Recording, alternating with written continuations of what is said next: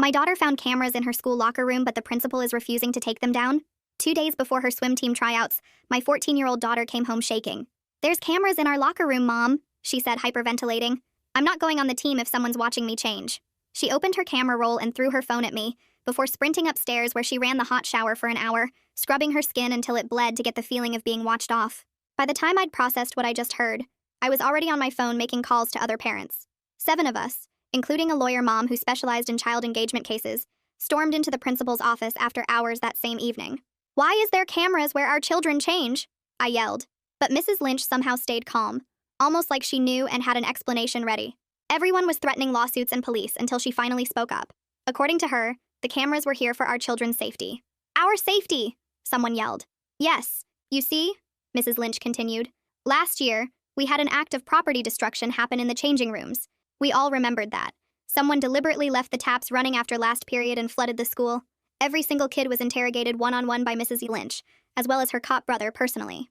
So now, cameras ensure that if this is repeated, the perpetrator will get caught, and your innocent children will not risk being suspected." Sandra, the lawyer mom, filed the emergency injunction the moment she got to her car. But when she called me that night, her voice was tight with frustration. Judge won't hear it until Monday, 4 days after tryouts. And even then, she said these cases usually favor the institution when there's been documented property damage.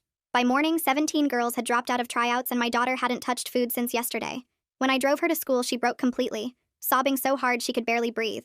"Everyone knows there's cameras, Mom. The boys keep making jokes about trying out for the team just to see the footage."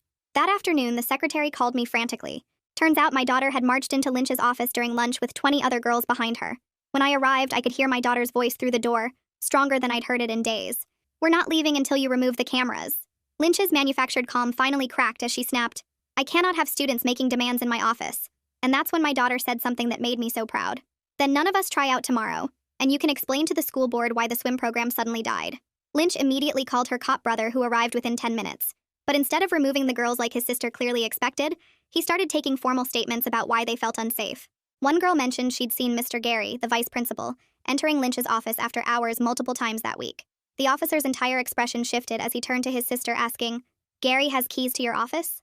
Mrs. Lynch went pale as she admitted, "Well, yes, for emergencies, but—" And her brother cut her off asking, "And the camera footage is accessed exclusively through your computer?"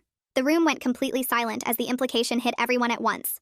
Lynch's face drained of all color as her brother requested the footage logs immediately. The metadata showed system access at 11 different times when Lynch was documented as being off campus, including 3 instances after midnight. She tried explaining it as system glitches or automatic updates, but her brother wasn't buying any of it and started making calls over his radio. Gary was pulled in for questioning within the hour. I was sitting with my daughter in the parking lot trying to convince her to eat something when we saw Gary being escorted out in handcuffs, his face covered with his jacket.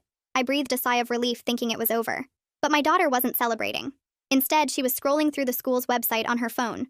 "Mom," she said suddenly, "the swim team page shows last year's team photo. Look at the locker room behind them." I looked and saw the same walls, same benches, same everything. Except something was different. There were small black domes in the corners of the ceiling that looked exactly like the cameras Lynch showed us. Lynch had said the cameras were installed after the flooding in March, but the timestamp on the team photo was from January. My daughter looked at me, her voice barely a whisper. "Mom, if the cameras were already there before the flooding, then why did Lynch lie about when they were installed?" I stared at my daughter with my eyes bugged open. Together we got out of the car and started marching towards the school. The heavy glass doors slammed against the wall as we pushed through them. My daughter's phone screen stayed bright in her hand, showing that January photo with those black camera domes. A janitor mopping near the trophy cases looked up for half a second, then went back to his bucket. Our footsteps echoed down the empty hallway as we half ran toward the main office. Through the frosted glass, I could see Lynch still at her desk with her brother standing over her shoulder. I didn't knock. The door hit the wall hard enough to rattle the framed diplomas when I shoved it open. Lynch's head snapped up and her brother turned toward us with his hand moving toward his hip before catching himself. I crossed the room in 3 steps and slammed my daughter's phone down on the desk, hard enough that coffee sloshed out of Lynch's mug. The January date showed clear as day under the team photo with those cameras visible in the background. Lynch started talking fast about how timestamps could be wrong, and metadata could get corrupted from uploads and transfers. Her voice cracked on the word corrupted, and I watched her brother's eyes narrow as he looked between the phone and his sister's face. He picked up the phone and zoomed in on the image, then set it down carefully. "When exactly did you submit the purchase order for these cameras?" His voice had gone flat and professional. Lynch's fingers fumbled with her mouse as she clicked through folders on her computer screen. She claimed she didn't have those records readily available right now, but could probably find them later. Her brother leaned over her shoulder and told her to pull them up immediately. The room went completely silent except for the clicking of her mouse and the hum of the computer fan. She typed something, then deleted it, then typed again, moving through screens way too slow for someone who knew where files were supposed to be. My phone buzzed with a text from Sandra saying the emergency injunction hearing was confirmed for Monday morning 9 a.m. sharp. She'd filed 3 additional motions, but warned that judges almost never interfere with school operations without immediate danger to students. The tryouts were still scheduled for tomorrow afternoon, and legally they couldn't stop them. Lynch kept clicking through folders pretending to search while her brother watched every move she made on the screen. My daughter stood beside me recording everything on her phone without saying a word. We drove home in silence after Lynch's brother told us he'd be in touch about the evidence. I made mac and cheese from a box because it was the only thing my daughter would sometimes eat when she was stressed. She pushed it around her plate, taking tiny bites while I watched to make sure she actually swallowed something. Neither of us wanted to be alone that night, so I dragged her mattress onto my bedroom floor. We lay there in the dark, listening to each other breathe, but not really sleeping. Every time I closed my eyes, I kept seeing those cameras in the January photo that Lynch swore weren't installed until March. My daughter's phone lit up the ceiling at 2 a.m. and again at 3 as she scrolled through something, but I didn't ask what. Friday morning, her phone started going crazy before we even got out of bed. Screenshot after screenshot filled her messages from classmates showing group chats where boys were making jokes about the locker room footage. One said he'd pay $50 for a copy, and another responded with laughing emojis saying he'd go higher for certain girls. My daughter sat at the kitchen table with tears running down her face as she methodically saved every screenshot into a folder labeled evidence. She numbered them and added timestamps and noted who sent what in a spreadsheet she created on her laptop. The school parking lot looked like a crime scene when we pulled up. News vans lined the front entrance and parents stood in clusters pointing and whispering. Lynch's brother was back with 2 other officers taking statements from a group of girls near the flagpole. I watched through Lynch's office window as 2 officers walked someone out the back door with a jacket over their head. The person stumbled on the steps and the jacket slipped, showing Gary's face for just a second before they pushed him into an unmarked car. I found Lynch's brother and handed him my daughter's phone with the January photo pulled up. He immediately called someone on his radio about establishing chain of custody for digital evidence. He took photos of the phone screen with his own camera, then had my daughter email him the original file. He kept muttering about timeline inconsistencies while making notes about who had building access during installation periods. That evening, I called the district superintendent's office and got transferred 3 times before reaching someone who would listen. I demanded immediate Title IX involvement and a full independent audit of all security systems in the district. The secretary's voice sounded tired as she said she'd add my message to the list, but I could hear phones ringing nonstop in the background. Saturday morning, a young guy in khakis and a district polo showed up at the school. Alan Myers from IT security looked like he'd just graduated college, but he knew his stuff. He explained how he could track every login and timestamp in the system and recover deleted files if the data hadn't been completely wiped. He had 3 laptops and a box of cables that he started connecting to Lynch's computer while taking photos of every step. My phone buzzed with an email from Coach Wyatt while Alan worked on the computer. The subject line said, "Please don't give up on our team." And I opened it to find 3 paragraphs begging parents and swimmers not to abandon the program he'd built over 15 years. He swore he had no knowledge about the cameras and offered to hold practice at the community pool if the district would let him. I forwarded it to the parent group chat and watched 20 replies pop up in under a minute. Some parents thought he was covering his ass, while others believed him, since he'd always been good to the kids. Alan glanced at the screen and muttered something about checking Wyatt's email access logs, too. That afternoon, my daughter sat at the kitchen table with 5 other girls from the team, all of them hunched over laptops and phones. They'd created an online petition demanding camera removal, and within 2 hours it had 300 signatures. I watched her copy and paste the link into every social media platform she had access to. Her hands were steady, but I could see the dark circles under her eyes getting worse. She hadn't slept more than 3 hours a night since this started and barely touched the sandwich I'd made her. Sandra came over that evening with a stack of paperwork and her laptop. We sat at my dining room table filling out the formal Title IX complaint, requesting immediate interim measures including camera removal and alternative changing arrangements. She helped me word everything properly while explaining what each section meant. We also submitted a FOIA request for all contracts, emails, and documentation related to the camera installation. Sandra said the district had to respond within 20 business days, but we might get some information sooner if they were smart about damage control. Sunday morning, my phone rang at 7:30, and the caller ID showed a local number I didn't recognize. Georgia King from the local paper introduced herself and asked if I'd be willing to do an interview about the situation. I hesitated because the last thing my daughter needed was more attention, but I also knew media pressure might be the only thing that forced the district to act quickly. I told her I'd think about it and call her back. The district sent out a mass email at noon claiming the cameras were installed in accordance with safety protocols after the vandalism incident. They cited student safety and property protection as their primary concerns. The parent group chat exploded immediately with arguments between those who thought surveillance was justified for property protection and those demanding privacy. One dad wrote that his daughter hadn't changed at the school in 2 years because she was paranoid about being watched. Another mom said maybe if kids weren't so destructive, we wouldn't need cameras. The argument got so heated that Sandra had to step in and remind everyone we needed to stay united. Monday morning brought an email from Amy Gordon at the Title IX office confirming she'd received our complaint. She outlined the investigation timeline, which could take up to 60 days, but authorized interim measures, including the option for students to change and alternate locations with adult supervision.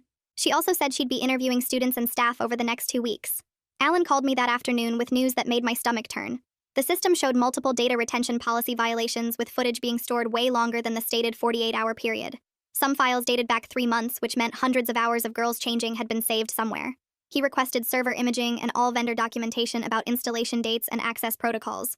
He said he'd need a few more days to trace where the files were being backed up. Sandra warned me that evening that the school might try to retaliate against my daughter, or make her uncomfortable enough to transfer. She'd seen it happen in other cases where the whistleblower became the target. We set up a documentation protocol where every interaction, comment, and incident would get recorded with timestamps and witnesses.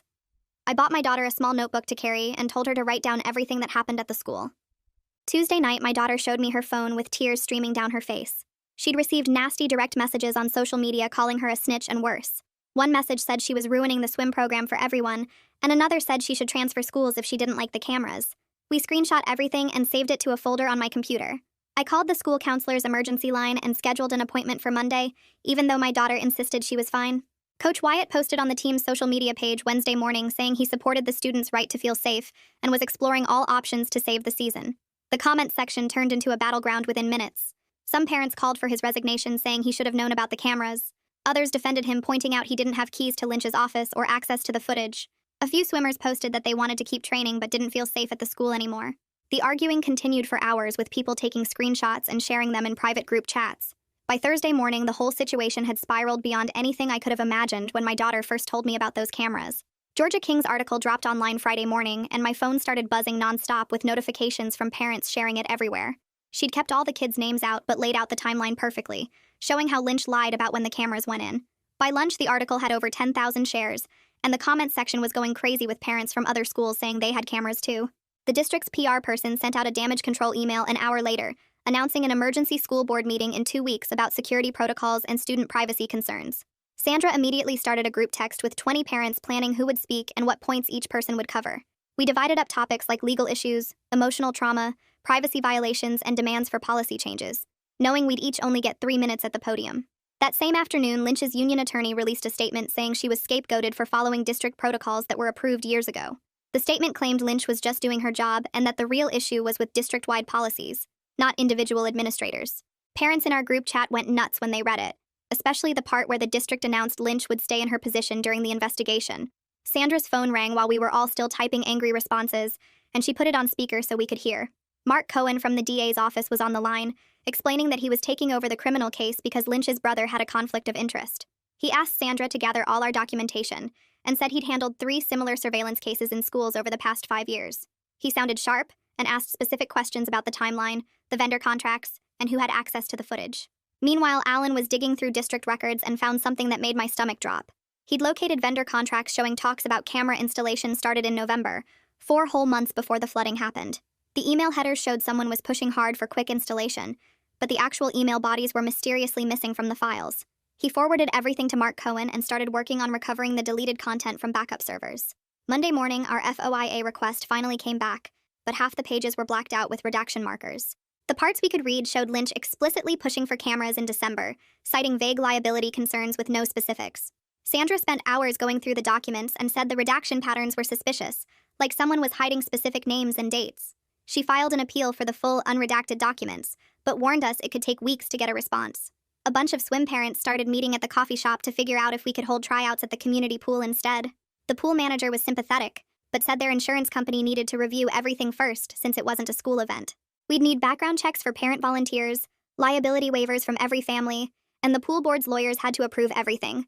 Things started getting messy in our parent group when 3 families decided to hire their own lawyers to pursue individual settlements. Sandra warned them this would weaken our collective bargaining position, but they didn't care. They just wanted money for therapy and to move on. The group chat turned into arguments about whether we should focus on policy changes or financial compensation. My daughter hadn't eaten a real meal in over a week and kept waking up screaming about cameras in her bedroom. I made an appointment with a therapist, even though she insisted she was fine and just wanted to focus on fighting back. The therapist said she was showing signs of hypervigilance and recommended twice-weekly sessions to process the trauma. Georgia called me Tuesday night with a tip from someone who wouldn't give their name. They said something similar happened at another district school 3 years ago. but it got settled quietly with NDAS. She started digging into old school board minutes and found references to a sealed settlement involving surveillance equipment. The source said at least 5 families got payouts, but couldn't talk about what happened because of the legal agreements. Georgia was trying to find someone willing to break their NDA to expose the pattern. The next few days blurred together with constant emails, phone calls, and meetings as we tried to keep pressure on the district. Alan kept finding more evidence of early camera planning while Sandra dealt with the families going rogue with separate lawsuits. My daughter started therapy but spent most nights researching privacy laws and helping other kids document their experiences. The school board meeting was coming up fast, and we knew it was our best shot at forcing real changes. Parents practiced their speeches in my living room, timing each other with a stopwatch to make sure we stayed under 3 minutes. We made poster boards with timeline evidence and printed copies of Georgia's article to hand out to board members. The district kept sending out vague statements about reviewing policies and taking student concerns seriously, but wouldn't commit to removing cameras from any other schools. Lynch stayed silent except through her attorney, who kept insisting she was just following orders from higher up. Gary's criminal case was moving forward, but Mark Cohen warned us these things take months, and we shouldn't expect quick justice. The community pool board finally agreed to let us use their facility for unofficial tryouts, but with so many restrictions, it barely seemed worth it. Parents would have to pay for extra insurance, hire certified lifeguards, and sign papers saying the school district had no liability. Coach Wyatt wanted to help, but the district threatened to fire him if he participated in any non-school swim activities with current students. He called me that night anyway, saying he'd rent the community pool himself and supervise tryouts off the books if we could get enough girls interested. I started texting other parents, but within an hour, the district's HR department sent him an official warning letter threatening contract violations if he went through with it. He texted me a photo of the letter with shaking hands emoji, then said he was thinking about getting his own lawyer to fight back. The next morning, a school board member I knew from book club pulled me aside at the grocery store. She looked around nervously before whispering that HR cared more about avoiding lawsuits than protecting kids, and we should document everything because they'd try to minimize this at the public meeting. I went straight home and started organizing every email, text, and photo into folders while my daughter helped by creating spreadsheets of dates and times. Mark Cohen called that afternoon asking if we could meet at Sandra's office to discuss the criminal case he was building. We sat around her conference table as he explained the charges could range from unlawful surveillance to criminal negligence, but proving intent would be hard. He showed us similar cases that ended in plea deals where nobody went to jail and asked us to keep our expectations realistic. Alan called during the meeting with news that made everyone go quiet. He'd found someone was accessing the camera system from home addresses late at night, not just from the school computers like we thought. The access logs showed specific patterns that focused on certain cameras at certain times, and when he mapped it out, the viewing times matched when girls would be changing for practice. My hands started shaking as I realized what this meant, that someone was deliberately watching our daughters from their own home. Lynch's lawyer released a statement the next day claiming Gary acted alone and had stolen her login information without her knowledge. Nobody bought it, especially when her own brother called Sandra to say Lynch never reported any unauthorized access to her accounts like she would have if someone really stole them. He sounded disgusted with his sister and said he'd testify about what he knew if needed. Tuesday morning, we all showed up for Gary's arraignment where the judge set bail at $50,000. His family posted it within 2 hours, and he walked out wearing sunglasses and a baseball cap pulled low. The rumors at the school got wilder by the hour, with kids saying everything from hidden cameras in the bathrooms to teachers selling footage online. That evening's PTA meeting was packed with over 200 parents crammed into the cafeteria. My daughter asked to speak, and when her turn came, she stood at the microphone for 3 full minutes describing how violated and unsafe she felt. The room stayed completely silent when she finished, and I saw several moms wiping their eyes. She sat down next to me and grabbed my hand so tight it hurt. Amy Gordon stood up next to announce new interim measures requiring immediate deactivation of all cameras in changing areas. She said students could request a trusted adult to escort them to alternative changing spaces until trust was rebuilt. It was something, but the damage was already done and everyone knew it. Wednesday morning, the maintenance crew started removing the black domes from the locker room ceilings. The head of maintenance claimed they were just fake deterrent covers that were never actually connected to anything. Parents started yelling that this was another lie and demanded proof they weren't recording. Someone's dad, who worked in electronics, offered to examine one of the removed units himself. Alan showed up with thermal imaging equipment and started scanning where the cameras had been mounted. His equipment showed clear heat signatures indicating active electrical connections had been running to each mounting point. He pulled up power consumption logs from the building's electrical system that showed consistent draw patterns matching active surveillance equipment. He typed up his findings right there in the locker room, creating a technical report that proved beyond doubt the cameras were real and recording. The maintenance chief went pale reading it and mumbled something about just following orders before walking away. Alan emailed his report to Mark Cohen, Sandra, and Georgia within minutes. Parents started taking photos of everything: the removed cameras, the mounting points, Alan's thermal images on his laptop screen. My daughter stood next to me recording video on her phone of Alan explaining his findings to a group of parents. The principal's office stayed dark and locked with nobody answering when parents knocked demanding answers about who knew the cameras were real. Thursday morning, I got an email from the administrators union saying Lynch was subjected to harassment and they were filing a formal grievance. They demanded the district provide her with a lawyer and keep paying her while she was on leave. The email went to all parents, and within minutes my phone was blowing up with angry texts. Sandra called me saying this was typical union tactics to protect bad administrators, and we shouldn't let it distract us. That evening's community forum at the high school gym was packed with over 300 people. Parents were already yelling at each other before the meeting even started. One dad stood up saying the school had every right to protect property after the flooding. Another mom screamed back that our daughter's privacy mattered more than some water damage. My daughter sat next to me with a notebook, writing down everything people said. She stayed calm even when two fathers almost got into a fistfight near the stage. The security guard had to step between them while people recorded everything on their phones. Georgia texted me during the chaos saying she'd gotten something important through a source at the vendor company. She sent me photos of invoices showing the cameras were ordered in November, but someone had changed the dates. The paperwork showed they were backdated to make it look like they were bought after the March flooding. She said she was already sharing everything with Mark Cohen for his investigation. Sandra met with us after the forum to discuss the class action lawsuit she was preparing. She spread out papers on my kitchen table showing different legal strategies we could use. The hardest part was figuring out how to protect the girls' identities while still building a strong case. We spent 3 hours going through options, debating whether using their real names would help or hurt them. Sandra kept saying we needed to balance getting justice with protecting the victims from more trauma. My daughter listened from the stairs even though I'd told her to go to bed. The next morning at the school pickup, I noticed my daughter's best friend Alice walking past without even looking at her. My daughter ran after her, but Alice kept walking, saying her parents told her to stay away. I watched my daughter's face crumble as Alice got into her mom's car and they drove off. She held it together until we got home. Then I heard her crying in her room for an hour. I sat outside her door not knowing what to say to make it better. That afternoon, kids started texting about an image going around Snapchat that supposedly showed a still from the locker room cameras. Nobody could prove if it was real, but girls were panicking, thinking their bodies might be online. The school sent out cease and desist letters to anyone sharing the image. The damage was already done, though, with girls too scared to use any school bathrooms or change for gym class. Parents started keeping their daughters home, saying they wouldn't send them back until this was resolved. The district announced the next board meeting would have an executive session closed to the public. They said sensitive personnel matters would be discussed that couldn't be shared openly. We immediately started organizing speakers for the public comment period since we'd only get 3 minutes each. Sandra helped us write statements that would have maximum impact in minimal time. We practiced reading them to each other, timing everything with a stopwatch. Mark Cohen called with good news saying he'd gotten a judge to sign a limited search warrant. He could now examine Lynch's work computer and the school's servers for evidence. He warned us that digital forensics take weeks or months and we shouldn't expect quick answers. He said his tech team would start pulling data immediately, but analyzing it all would take time. He sounded confident, though, saying the evidence was mounting and charges were looking more likely. Friday morning, the district sent out another email saying swim tryouts were postponed indefinitely. They also announced Coach Wyatt's supplemental coaching pay was suspended pending the investigation. He called me that afternoon sounding defeated, saying he was thinking about resigning completely. He said he'd worked 15 years building the program and couldn't stand watching it fall apart. He didn't want to abandon the kids who'd trained so hard, but didn't know if he could keep going. I told him we supported him and knew this wasn't his fault, but he still sounded broken.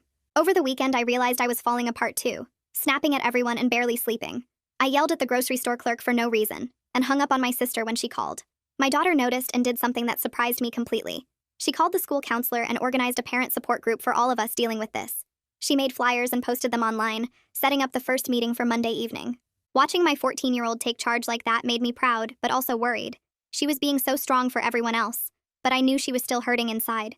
The role reversal felt wrong with her taking care of me when I should be protecting her. Sunday night, she made me dinner and asked if I was okay, holding my hand across the table.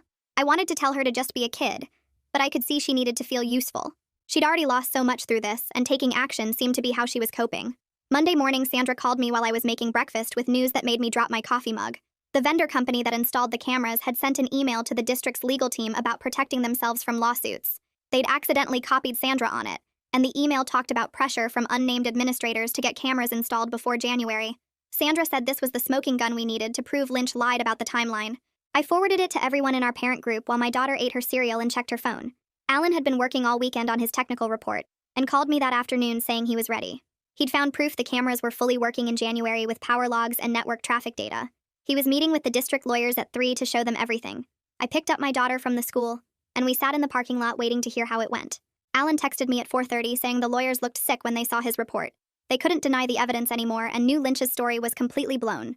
Georgia called me that evening with more bad news that turned out to be good for our case. She'd been digging into other schools in our district and found 2 more with cameras in changing areas. Parents from those schools started calling me asking how to join our fight. By Tuesday morning, our parent coalition had grown from 7 families to over 40. Amy sent me an email saying she was pushing for a full audit of every camera in the district. The central office was fighting her hard and threatening her job if she kept pushing. She asked if we could meet privately after school to discuss her options. We met at a coffee shop where she told me she was thinking about going to the media as a whistleblower. She had documents showing the district knew about the cameras for months and did nothing. I told her we'd support whatever she decided, but to be careful about retaliation. Wednesday was quiet, but I could feel everyone preparing for the board meeting on Thursday. My daughter spent hours after school working on her speech for the public comment period. She wrote it 5 times trying to get every word perfect. I practiced mine in the mirror trying not to cry when I talked about the damage to our girls. Sandra helped us time everything since we only got 3 minutes each to speak. Thursday evening, we all gathered at my house to do final practice runs. My daughter stood in front of all the parents and delivered her speech without looking at notes once. Everyone clapped when she finished, and I saw several moms wiping their eyes. We drove to the district office together in a convoy of cars. The meeting room was packed with standing room only and reporters everywhere. Mark had called me that morning to say he'd filed formal charges against Lynch and Gary. He listed multiple victims as Jane Does to protect the girls' identities. He said more charges might come as they kept investigating. But this was enough to start. The district announced Friday afternoon that Lynch was on paid leave while they investigated. It wasn't enough since she was still getting paid, but at least she wasn't at the school anymore. The kids were talking about it all day, and my daughter said the mood was weird. Some kids were happy Lynch was gone, but others blamed the swim team girls for causing problems. Coach called a team meeting after school, even though there was no team yet. He told the girls his coaching money was frozen, and he might have to quit if the season got canceled. The room got really quiet, and some girls started crying, feeling guilty. My daughter raised her hand and told everyone this wasn't their fault for speaking up. She said adults failed to protect them, and they had to protect themselves. Coach nodded and said she was right, but you could see he was struggling. After the meeting, one of the boys who'd been making gross jokes walked up to my daughter. I tensed up, ready to intervene, but he surprised both of us. He said his older sister made him understand how scary this must be for the girls. He apologized for the jokes and said he was sorry for making things worse. My daughter accepted his apology but kept her distance, which I thought was smart. She told me later she appreciated it but didn't fully trust him yet. That evening, the vendor's lawyers called Sandra saying they wanted to make a deal. They'd give us all their emails and installation records if we agreed they were just following district orders. They wanted protection from lawsuits and would throw the district under the bus to get it. Sandra said their lawyers were scared and wanted out before criminal charges expanded. We agreed to the deal since we needed those records more than we needed to sue the vendor. Saturday morning, Sandra got boxes of documents delivered to her office from the vendor. She called me immediately saying the emails were even worse than we thought. There were messages from October talking about getting cameras in before anyone noticed. The district administrators were pushing hard for installation over winter break, when nobody would be around. They knew exactly what they were doing and tried to hide it from parents. We spent the weekend organizing everything for the next board meeting and preparing for a long fight. My daughter was doing better, but still checking every room for cameras wherever we went. The other girls were struggling too, with many still refusing to use school bathrooms. Parents kept their kids home on Monday saying they wouldn't come back until changes were made. The district was losing money every day from absent students and feeling the pressure. Tuesday night's board meeting was packed with over 300 people crammed into the auditorium. I'd practiced my speech 20 times, but my hands still shook walking to the microphone. I talked about trust being broken and our daughters feeling unsafe in their own school. My daughter stood up next, and her voice was steady, talking about how hard it was to speak up against adults. She said real leaders protect people who can't protect themselves. The board members actually seemed to be listening, though one guy kept checking his phone every few minutes. More parents spoke, and then Sandra presented our legal arguments about privacy violations and liability issues. After 2 hours of public comments, the board went into their private session while we all waited in the hallway. When they came back out, the board president announced they were voting on immediate changes to district policy. They voted 7-0 to ban all cameras in changing areas effective immediately. They also voted to hire an outside company to check every camera in every school. They promised new rules would be written with parents helping to make them. People started clapping and crying, but I knew this was just the first step. Wednesday morning, Mark called to update us on the criminal case against Gary. He said they had enough evidence to move forward with multiple charges, including unlawful surveillance. The investigation into Lynch and other administrators would take months, but he felt good about the evidence. He warned us that Gary's lawyers would probably try to make a deal to avoid trial. Thursday afternoon, Amy sent her preliminary Title IX report to all the parents who filed complaints. She confirmed the district created a hostile environment that violated federal law. Her report required the district to provide counseling for all affected students at no cost. They also had to keep the alternate changing arrangements until trust was rebuilt. The district had 60 days to follow all her requirements or face federal investigation. She said this was one of the clearest violations she'd seen in 15 years. Friday, the community pool board called saying they'd agreed to host tryouts next week. Parent volunteers would supervise, and absolutely no recording devices would be allowed on the property. Coach Wyatt would run them, even though his job with the district was still uncertain. He'd been fighting for the girls behind the scenes and wanted them to have their chance. Saturday morning, my daughter put on her swimsuit for the first time in weeks. She was quiet in the car, and I didn't push her to talk. At the pool, she walked to the edge and stared at the water for a long time. She dove in and swam a few laps while I watched from the bleachers. After 20 minutes, she climbed out and walked over to me with tears in her eyes. She said she wasn't ready to compete this year and needed to focus on getting better first. I hugged her and told her I was proud of her for trying, and even prouder she was choosing what was best for her. Sunday, Georgia's investigation article came out in the paper and online. She'd found evidence of surveillance problems at 3 other district schools going back 5 years. Our phones started ringing with reporters wanting interviews, but we decided to focus on the legal stuff instead. Sandra said the district's lawyers had reached out about settling our complaints. They wanted to talk about policy changes more than money, which was what we wanted too. 6 weeks passed and things slowly got better bit by bit. The cameras were gone from every changing room in the whole district after the audit found 12 more illegal installations. Lynch was still on leave waiting to see if she'd be charged with anything criminal. Gary's trial was set for spring, and his lawyer was already trying to delay it. Coach Wyatt was coaching a smaller team with 2 new assistant coaches the district hired. Only 8 girls tried out, but they were determined to rebuild the program the right way. My daughter was eating normal meals again and sleeping through the night without nightmares. She even started laughing with her friends at lunch, though she still checked for cameras everywhere we went. The school installed frosted glass on all the bathroom stall doors after parents demanded more privacy. 3 board members who voted against the changes originally didn't run for re-election. The district hired a new safety director who actually had experience with student privacy laws. Parents formed a permanent oversight committee to review all security decisions going forward. My daughter joined the committee as the student representative, even though it meant facing her fears every meeting. She told me the fight we started protected kids who couldn't protect themselves, and that made everything worth it. We were both stronger now, and the changes we forced would last long after we were gone. Well, that's gonna do it for now. Thanks for just being here and exploring all these curious details with me. Always enjoy sharing this time with you. Subscribe for more content like this.